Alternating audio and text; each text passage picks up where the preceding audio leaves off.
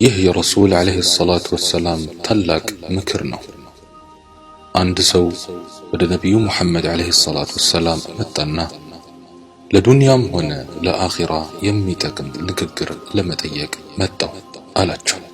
እሳቸውም ደግሞ የመጣልህን ጠይቅ አሉት። ከሰው ሁሉ አዋቂ ለመሆን እፈልጋለሁ።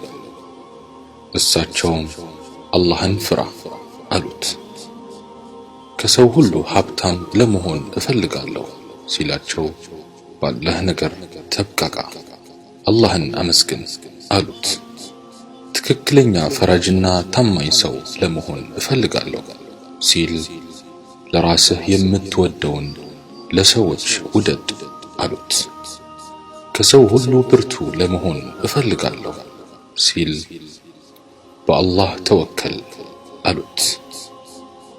በአላህ ዘንድ ብቸኛ ተመራጭ ለመሆን እፈልጋለሁ ሲላቸው ዚክር አብዛ አሉት።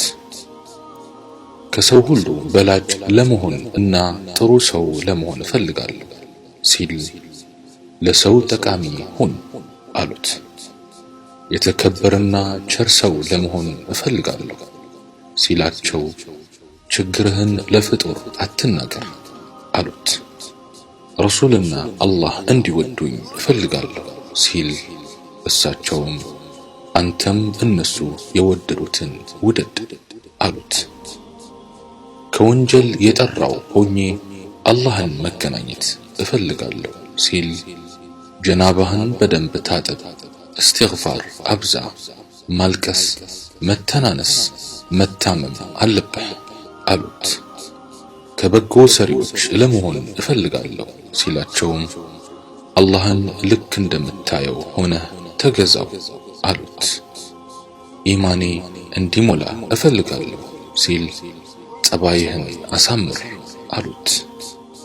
ርዝቄ እንዲሰፋ እፈልጋለሁ ሲል ተዋضዕ ወይም መተናነስን አዘውትር አሉት።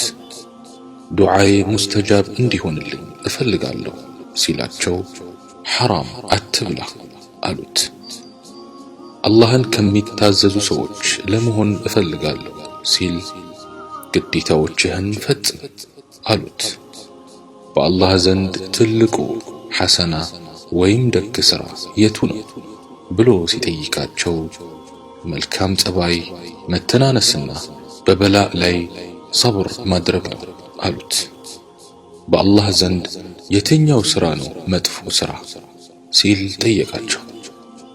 መጥፎ ጸባይና ፍላጎትን መከተል ናቸው አሉት። በዱንያም ሆነ በአኺራ የአላህን ቁጣ የሚያበርድ ምንድነው ሲል ጠየቃቸው። ድብቅ ሰደቃና ዘርን መቀጠል ናቸው አሉት። የቂያማ ቀን በአላህ ኑር ለመሰብሰብ እፈልጋለሁ ሲል ሰውን አትበድል አሉት። የቂያማ ዕለት አላህ እንዲያዝንልኝ እፈልጋለሁ ሲል ለአላህ ባሪያዎች እዘን አሉት። የቂያማ ዕለት ነውሬ እንዲሸፈንልኝ እፈልጋለሁ ሲል የወንድምህን ዓይብ ወይም ነውር ሸፍን አሉት። የቂያማ ቀን ከአላህ ቁጣ ሰላም ለመሆን እፈልጋለሁ ሲል በአንድም ፍጡር አትቆጣ አሉት።